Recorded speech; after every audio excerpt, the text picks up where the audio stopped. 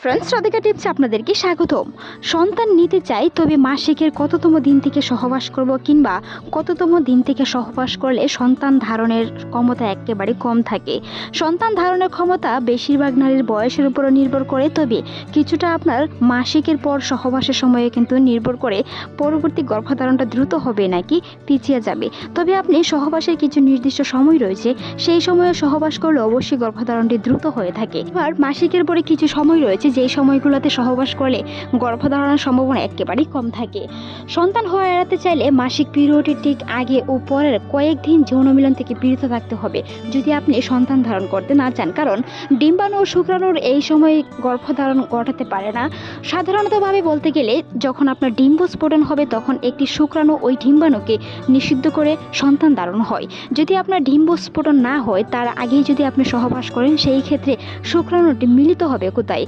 সোজা কথা বলতে গেলে জরায়ুর ভিতরে কোনো ধরনের ডিম্বাণু যদি না থাকে তাহলে শুক্রাণু সবগুলোই মারা যাবে, পরবর্তীতে গর্ভধারণটি হবে না। সন্তান ধারণের জন্য উর্বরতা ও ভূকেন্দ্র বা ডিম্ব স্ফুটন পরিপাক্ব হওয়ার সময় এবং শুক্রাণু টিকে থাকার সময়ের মধ্যে সহবাস করতে হয়। সেই সময়কালে পিরিয়ডের প্রথম দিন থেকে গণনা করা হয়। সাধারণত পিরিয়ডের 9 থেকে 15 দিন পর্যন্ত সময়কে বোঝায়, অর্থাৎ আপনার ডিম্ব স্ফুটনটি 9 থেকে 15 দিন, কারো ক্ষেত্রে 13তম দিন থেকে 18তম দিন পর্যন্ত এর ভিতরে ডিম্ব স্ফুটন হয়ে থাকে। যদি এর ভিতরে ডিম্ব স্ফুটন হয়ে থাকে তাহলে সহবাস করলে সন্তান হবে।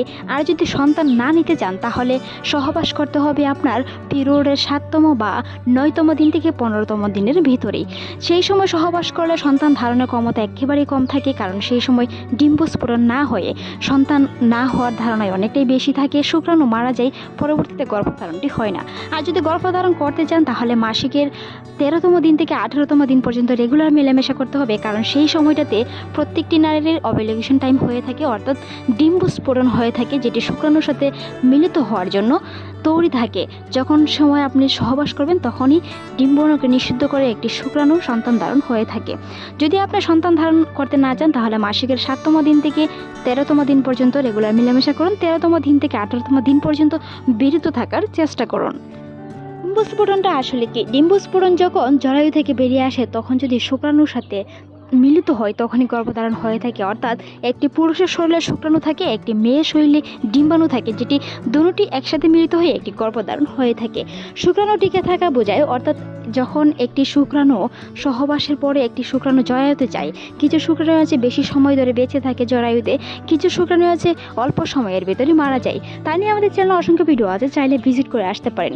শুক্রাণু নারীর শরীরে 5 দিন পর্যন্ত টিকে থাকতে পারে, তাই ডিম্ব স্ফোটনের দিনগুলোতে আগে সহবাস করলে সন্তান ধারণের সম্ভাবনা থাকে না। অর্থাৎ যদি 5 দিন পর্যন্ত শুক্রাণু আপনার জরায়ুতে বেঁচে থাকে তার আগেই আপনাকে সহবাস করতে হবে যদি সন্তান নিতে না চান।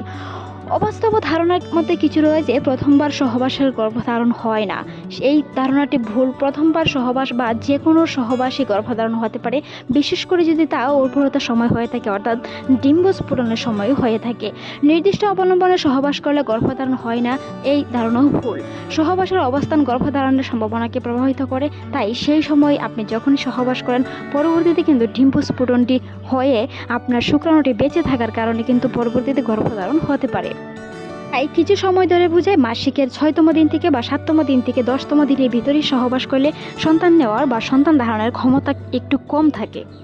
যদি আপনি গর্ভধারণ করতে না চান তবে সহবাসের কিছু দিন রয়েছে, সেইগুলোতে মিলামেশা করলে গর্ভধারণের সম্ভাবনা একেবারে কম। তাছাড়া যদি সেই মুহূর্তে বিভিন্ন ধরনের পিল বা ইমার্জেন্সি পিল খেয়ে থাকেন সেই ক্ষেত্রে কিন্তু গর্ভধারণ হবে না। তারই মধ্যে কিছু সময় হচ্ছে পিরিয়ডের প্রথম দিন থেকে গণনা করে, সাধারণত পিরিয়ডের প্রথম 5 দিন এবং ডিম্ব স্ফোটনের ঠিক পরের কয়েকদিন নিরাপদ বলে বিবেচিত হয়ে থাকে। এছাড়াও নিশ্চিতভাবে গর্ভধারণ এড়াতে হলে গর্ভনিরোধ পদ্ধতি ব্যবহার করা উচিত, যেমন জরুরি গর্ভনিরোধ পিল বা অন্যান্য জন্ম নিয়ন্ত্রণ পদ্ধতি ব্যবহার করতে পারেন। ডাক্তারের পরামর্শ নিতে হবে। সঠিক তথ্য ও পরামর্শের জন্য একজন স্ত্রীরোগ বিশেষজ্ঞ কিংবা একজন প্রদানকারীর সাথে অবশ্যই যোগাযোগ রাখা উচিত।